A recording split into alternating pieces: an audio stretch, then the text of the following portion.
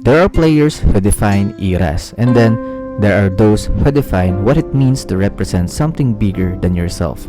For 17 years, Gabe Norwood wasn't just a basketball player. He was the symbol of consistency, leadership, and quiet greatness, both in the PBA and for Gilas Pilipinas. This is the story of Gabriel Daniel Viloria Norwood, the Filipino-American who became the heartbeat of a team and the soul of a nation's basketball dream.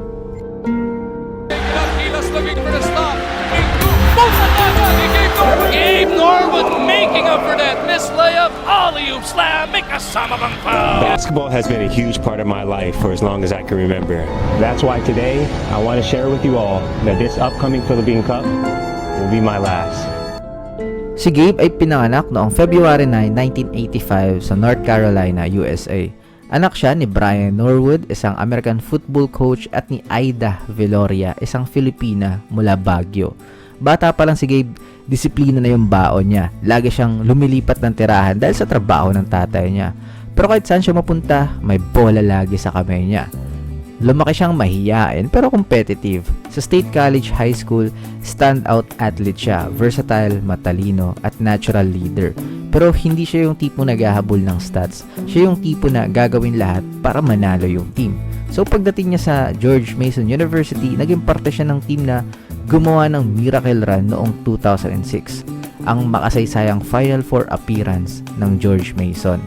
Hindi siya bida sa opensa pero siya ang secret weapon, energy guy, defender, glue player. At doon niya natutunan ang essence ng leadership. Hindi kailangan ikaw yung sikat basta ikaw yung nagbibigay ng halaga sa iba. After college, walang kasiguraduhan ang basketball career ni Gabe. Walang NBA, walang sure contract sa G League. Pero minsan may mga tawag na mas mahalaga pa sa pera o fame. 2007, tinawag siya ng Team Pilipinas. Naghanap sila ng fill-in players na para palakasin yung national team. At doon nagsimula ang journey ni Gabe pabalik sa kanyang pinagmulan. Paglapag niya ng Pilipinas, ibang mundo yung nadatnan niya. Mainit na crowd, sobrang passion, at basketball na parang relihiyon. Sabi nga ni Gabe sa isang interview, I wanted to know who I really was, and the best way was to go to where my roots are.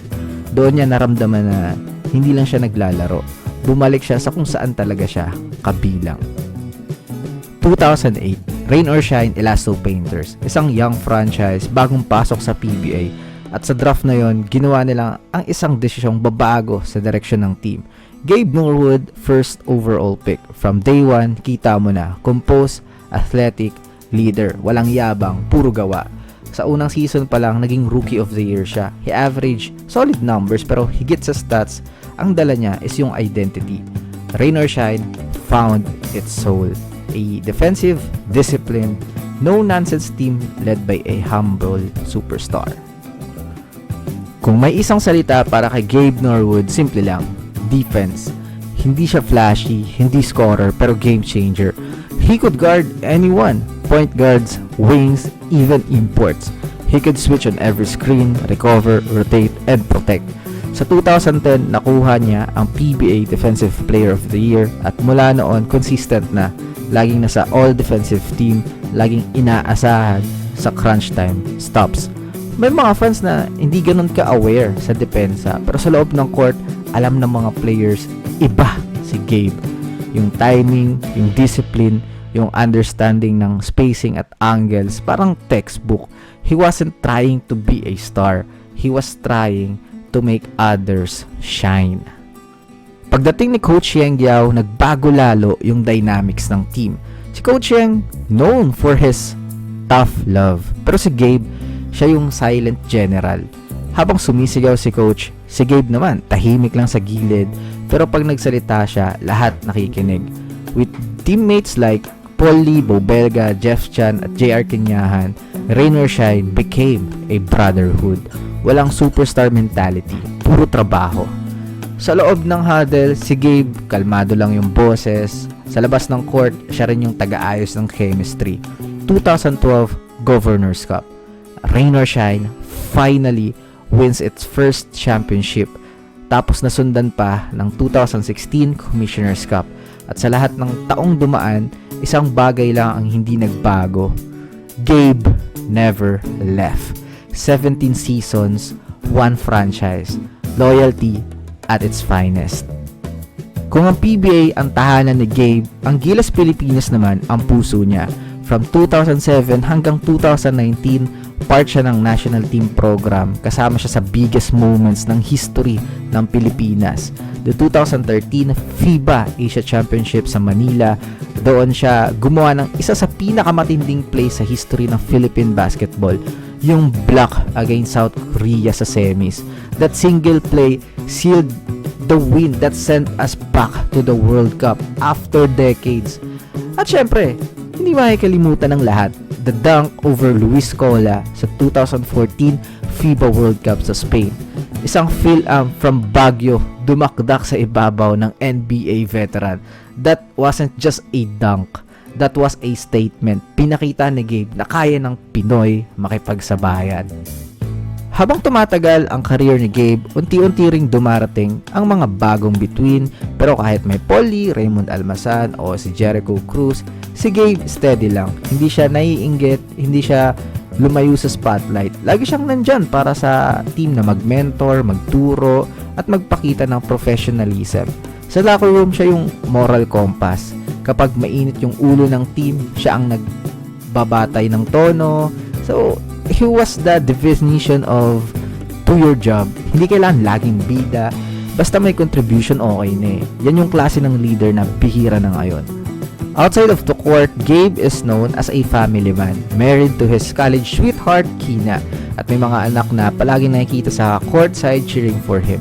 He also became an ambassador of the game, hosting youth camps, supporting charity work, and representing Gilas values off the court. May isang linya na madalas niyang banggitin. It's not about what you get, it's about what you give back. At yan ang naging guiding principle niya hanggang dulo. 2025, PBA's 50th anniversary season. At dito dumating ang balita na nagpaluwa sa mga fans, especially sa mga kaibigan kong grabe, as in sila, solid Norwood. Gabe Norwood announces his retirement. 17 seasons, over 600 games, 2 championships, countless memories. Gabe didn't just fade away.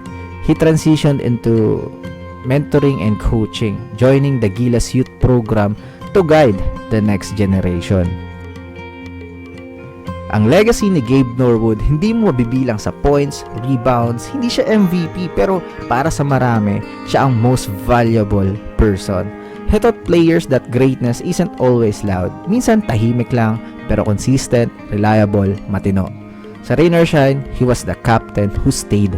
Sa Gilas, he was the heart that beat for the flag. At sa mga fans, he was the proof that being Filipino isn't about where you were born, it's about how you carry the flag wherever you go. From North Carolina to Manila, from rookie to legend, from player to mentor, Gabe Norwood's journey is a reminder. You don't need to be the loudest to be remembered. You just need to play with heart. He came to the Philippines to find himself, but in the end, he helped an entire nation find its pride. Gabe Norwood, a Gilas legend, a rain or shine icon, and forever the soul of Philippine basketball.